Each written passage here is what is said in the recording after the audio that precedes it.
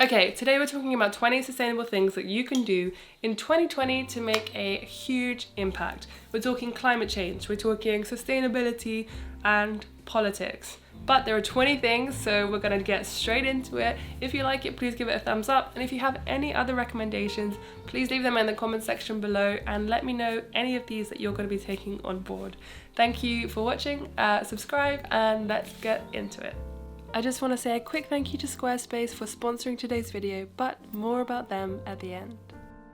So the first one is to become a member of the Green Party. The Green Party only have about £2 million a year to kind of work with, whereas the Labour government, or the Labour Party rather, they have about 70 million. So becoming a member really gives them much needed funds to help put climate change on the table. The second one is to vote in your local elections. In London, we have proportional representation in our local elections, which is huge. So please go out and vote in your local elections. They make actually a really big difference. So May is the next local election, so put it in your calendar and get ready. The third one is to use social media or personally go canvassing. It has a really big impact when you talk face to face with people about why they've chosen the party that they've chosen or the local leaders, etc. to vote for, and you can often make a huge impact by changing someone's mind and convincing them that maybe actually where their values lie are with a different party. And it's really a great way to have a respectful conversation about this and, you know, sway a, what is it called when the area is, it's like a borderline area. I don't know what you call it. But yeah, do that. Number 4 is to read at least 2 books, obviously the more the merrier, this year that are exclusively on things like climate change, those affected by climate change on the front lines, politics, and understanding how politics works in terms of climate change, etc. Because understanding and broadening your knowledge has a huge impact on the way you're able to speak about these issues, and if people ask you about it, you have a lot of knowledge in your bank that you can kind of talk to them about. Number 5 is to go and protest. Obviously not everyone can, so if you're someone who actually can go, then please use your voice and your body to show up for the climate crisis and those, again, affected, because those living on the front lines are the first affected by climate change, and the least that we can do, if we are able to, is to go and show up for them in ways of a protest to demand that our government do something. I think the next one is on Valentine's Day on February 14th, so show up to show your love for the earth by protesting in this next one. Number 6 is to talk to your local representation and ask them about their policies, their green policies, or if they come canvassing to talk to you about re-election, then ask them again about their green policies and say, you know, I'm only going to vote for you if you are showing up for the climate crisis and you are actually integrating these things into your policies that you will actually be able to make a huge impact on. Number 7 is to dedicate some time to understanding how your political system works and understanding how therefore you can make a meaningful impact. Because we don't understand some of our systems, because they actually make it very complicated, it's hard to understand the impact that we can have in certain ways in voting in local elections, for example, and why they're so important, and tactical voting in general elections, etc. So dedicating some time to that can make a big difference when you are going to vote, and just kind of the way that you interact with your politicians and your local representation and things like that. Number 8 is to volunteer in your community or with a local charity that serves your community. It makes a big difference because even though in the UK we aren't necessarily seeing the effects of climate change yet personally, there are lots of people who are definitely feeling the effects of a government that do not support them. So by volunteering with a local community or with a charity that serves your local community, you can ensure that they're getting some of the support that they're definitely not getting elsewhere.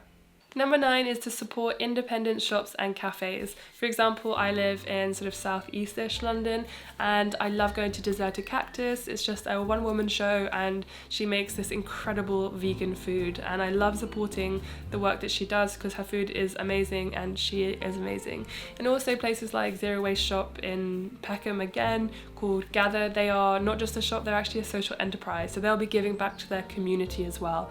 And supporting them instead of these massive giants who are clearly having an impact on climate change is just a really great thing to do. Number 10 is to donate to charity if you have the means or capability, or to become a patron of a social media creator that's having a massive impact. For example, I'm a patron of Aja Barber. I don't know if you know who she is, but she does wonderful things talking about systemic racism, especially in the UK, but she's an American, so she talks a lot about the difference between the two, which is really interesting and illuminating. And she also talks about ethical fashion and size inclusivity, etc. as well. And I've learned so much from her, and because all the information she gives is free, I want to become a patron so that I can actually to say thank you for, to pay her for her work. So definitely kind of think about becoming a patron of someone online that is doing incredible work, often at the detriment to their own emotional and mental health, to be honest. 11 is to support cafes that also give back. So not just going to like Pret to get your coffee, but thinking about going to like Second Shot in Bethnal Green, for example, that uses their profit to help those who are affected by homelessness. That definitely makes a big impact, and it just, I don't know, I feel like nowadays it's nicer to go and shop at places that actually serve their community as well and help, rather than just get profit. I also love Old Spike in Peckham, again, because they are not just a roastery and a cafe, they also again help those who are affected by homelessness. Number 12 is to raise money for a cause, or by doing a challenge if you can. A couple of years ago, well, I say a couple, in 2013 I ran the Brighton Marathon, and I did it for MS Sussex to raise money for them, and it's just a really good way to crowdfund some money for a cause that you really, really believe in. And lots of charities, and especially small ones, I don't mean big ones, I mean like little local charities and community oriented things, they can really do with a lot of fun. So by doing a challenge, could be a really fun thing, could be a cycling challenge, a running challenge, a walking challenge, could be to shave your head, really, really helps. Okay, number 13 is to volunteer as a magistrate. You heard that right. In the UK, all of our magistrates are volunteers, and unsurprisingly, proportionally, they are mostly white men. So what happens when you volunteer, you get 3 days of training, and then you basically just become a magistrate. And considering how systemic racism is in the UK, especially when it comes to the prison system, the jail system, you should definitely check out Switchback, the charity, if you are interested in learning more about that. Then obviously some of it can be stemmed back to proportionally who is in charge and who has the time to, volunteer as a magistrate. So if you do have the time and you want to diversify that magistrate's kind of profile, then I would highly recommend looking up in your local area to see if you can volunteer. Number 14 is to organise or join a community-led beach clean. I know this might seem like really 2018, but working in your local community and going to your local beach to actually help clear up your habitat can make such a big difference to local biodiversity, just to make sure that, little things aren't making their home in like plastic bottles and things like that. Beach cleans, they might seem small, but not everyone can do everything, and if that's the one thing you can do, it does make a difference. Number 15 is to start listening to some podcasts that are directly kind of talking about climate change or politics, or just helping you to understand current affairs and world affairs. There's one economist podcast that's like a little one that goes off it, that I've been learning so much about, and they're only 20 minutes long, and they tell you about world affairs in a really succinct way that I really like. I'll put it down when I find it. But yeah, listening to podcasts can be a thing, especially if you're not really into reading that much, or it's hard to digest that really big information whilst reading. So definitely listen to podcasts. Small thing, makes a difference. Number 16 is to run for a position. So if you don't know who Catherine Kellogg is, she's the author of Going Zero Waste blog, etc. She was actually the commissioner of somewhere in Berkeley, I think, and it meant that she got to learn a whole load of stuff about what was going on in her local community and the way things were run. And you can have such a big impact, and you can go and give your 2 cents and actually have a positive effect on the things that are happening around you. So if you've got the spare time, run for some kind of position. Number 17 is to start attending your city council meetings, or actually if you are a member of your party, like the Green Party for example, start attending their conferences. If you don't know who Hippie Emoji is, I love her name, on Instagram. She has started attending her city council meetings in Seattle and then doing a kind of like rundown of them on Instagram to share that information with people about what's going on in her city. She also actually runs a zero waste consulting company out of Seattle, so I'll put that down below if you're interested. She's really cool. You should definitely support her. Number 18 is to change banks. I've said this before, I'll say it again. Your bank invests your money in things like fossil fuels and arms, and if you don't agree with that, get out of there. I switched my banks to kind of things like Monzo and Starling, but you can use Triodos, I think is another one.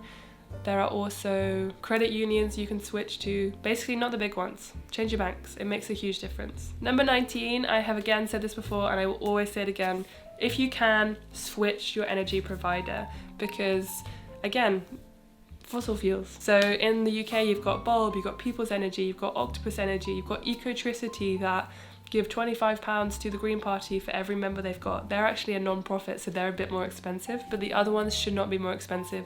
They should be the same. If anything, I've actually saved money by switching to a more green energy supplier. And the last one is to write to your council and ask them to declare a climate emergency. Over 300 councils across the UK have declared a climate emergency, which is amazing. And considering we now have a Tory government that, let's be honest, who knows if they're going to do anything about the climate crisis, it's now a time to really support local, to support your own council, to support your own community, your own town, and actually help those people within your town, but also get your council to take action. And it makes a huge impact, and I don't think people quite realise that how much of an impact you can make just in your area. There's one town in the UK, I can't remember what it was, but they all clubbed together and bought a windmill, and they managed to turn that windmill into creating wind energy for that whole town. How amazing is that? So, write to your local council and do that. Anyway, that's it from me. I hope you enjoyed this video. If you've got any more information or any more things to say, please leave them in the comment section below. I just want to take this time to thank Squarespace once again for sponsoring today's video. Squarespace gives people a powerful and beautiful online platform from which to create your website. Squarespace has powerful blogging tools to tell your story, share your updates and post photos and videos, categorize, share and schedule your posts to make your content work for you. I use Squarespace for my low impact movement website and I'm absolutely loving everything that I can use on it. Go to squarespace.com for a free trial, and when you're ready to launch, go to squarespace.com/sustainablyvegan to save 10% off your first purchase of a website or domain. I hope you enjoyed your tea. I forgot to drink it because I was talking so fast because I was trying to get it done. Anyway, I really appreciate you guys checking out this video, and I will see you guys very soon. Bye.